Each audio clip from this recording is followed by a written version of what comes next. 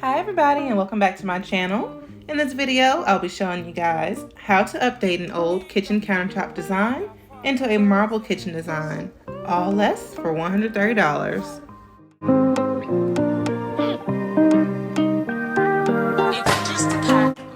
So here are some examples of bold kitchen countertop ideas found in a lot of homes today.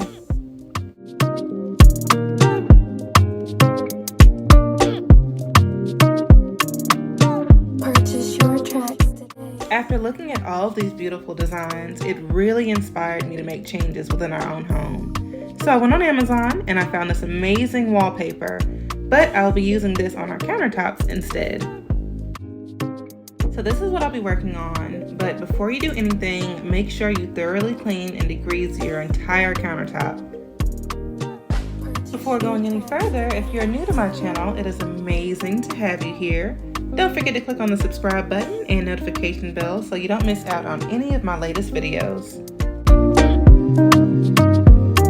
So here you see me using a tool to flatten out all the ridges and get out all the air bubbles so I have a flat, seamless application. It's so satisfying to watch as it flattens out perfectly.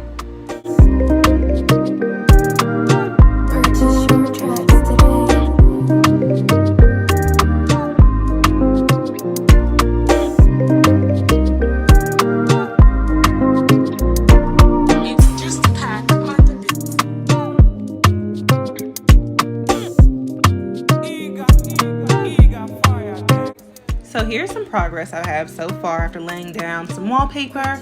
It looks amazing, so seamless. Can you even tell where the wallpaper stops? I don't think anybody would be able to tell that this is wallpaper unless I were to tell them. I worked on tucking the wallpaper that I had underneath the countertop, and I'll come back to show you all how I secure that later on.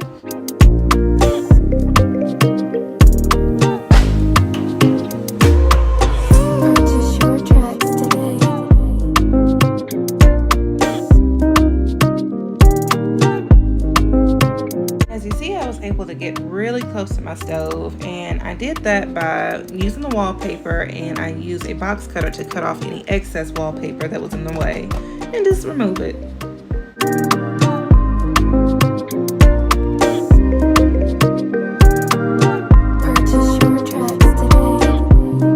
When it comes to corners and things like this, I probably would have had an easier time had I used a heat gun, but you make it work with the things you have.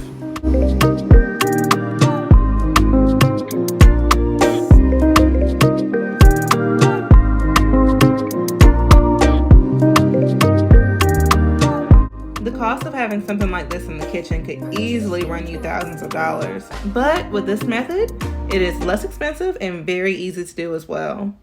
This wallpaper is self-adhesive and very thick, which makes applying it a breeze with less chances of tearing it. And although it's very durable, I'm always in the kitchen and constantly using heat, oil, and water, and the chances of me damaging it over the years are high. So I had to brainstorm ideas of how I can use a protectant that would prolong the life of this project.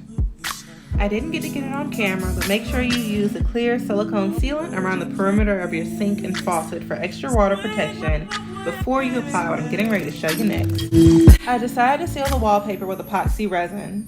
So I lined my floor with trash bags, and this will help prevent any drips of resin from touching our floor. I do advise that you use tape to secure liners onto the cabinets underneath your countertops if they don't protrude past them like mine do, to protect them from drips as well. I used a total of 4 boxes of 32-ounce resin, a high-density foam roller, 2 quart-sized buckets, 2 stirring sticks, and a small foam brush. You can find all of these materials at your local Home Depot or hardware store. The resin set that I purchased is food safe, and it comes with 1 bottle of resin and 1 bottle of hardener included. Please, please, please make sure you follow and read the instructions inside the resin kit you buy. Any incorrect mixing or stirring methods can result in this not drying, and you'll be left with a gunky, sticky mess, and nobody wants that.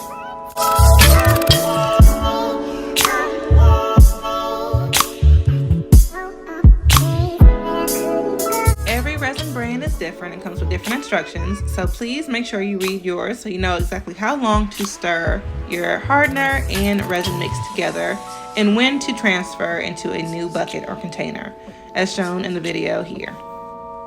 After following the instructions and mixing my resin and hardener together for an appropriate amount of minutes and transferring it into another bucket and stirring it some more, I immediately apply it on top of my countertop and spread it with my foam roller for an even coat.